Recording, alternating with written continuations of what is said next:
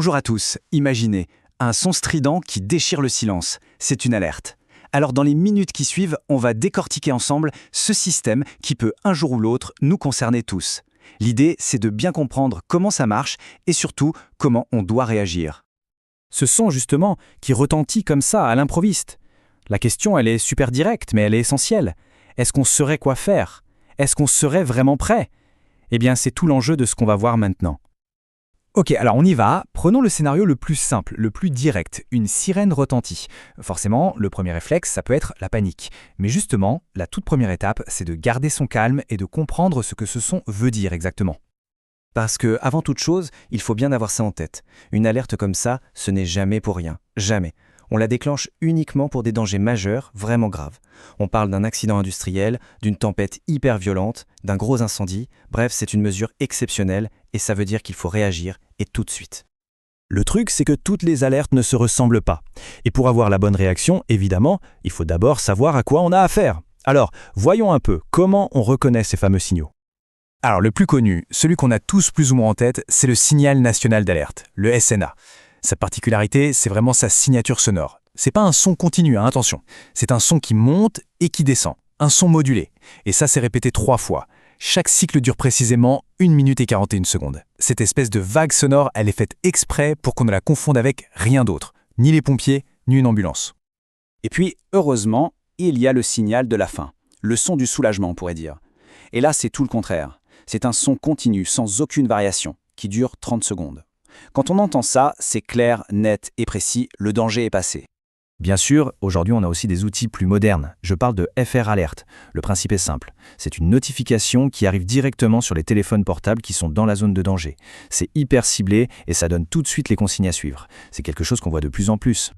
Et attention, l'info ne vient pas que de la sirène ou du téléphone. En cas de crise, il faut aussi penser aux autres canaux, les radios comme France Bleu ou France Info, la télé sur France Télévisions, mais aussi, et c'est important aujourd'hui, les réseaux sociaux, des comptes officiels comme @BovoAlerte, et même les panneaux d'information dans les transports ou sur les autoroutes.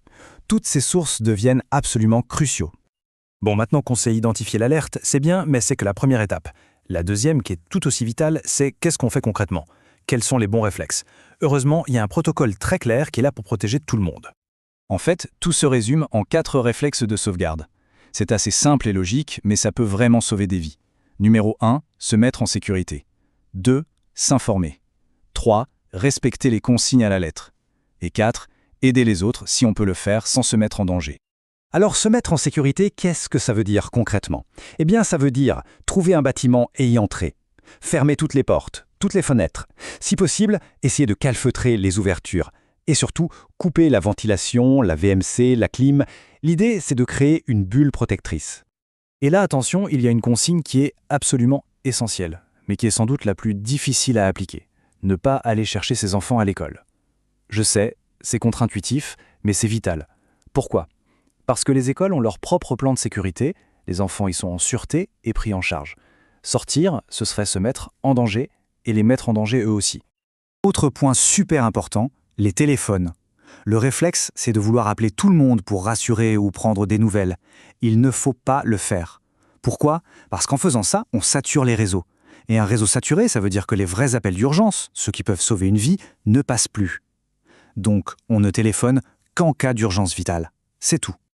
Ok, donc on a les règles de base. Mais attention, ce serait trop simple sinon. Pour certains dangers bien spécifiques, il y a des signaux spécifiques. Et surtout, des réactions qui sont à l'opposé de ce qu'on vient de dire. Regardez, ce tableau le montre parfaitement. D'un côté, on a notre signal national d'alerte, la sirène qui monte et qui descend et qui nous dit « confinez-vous ».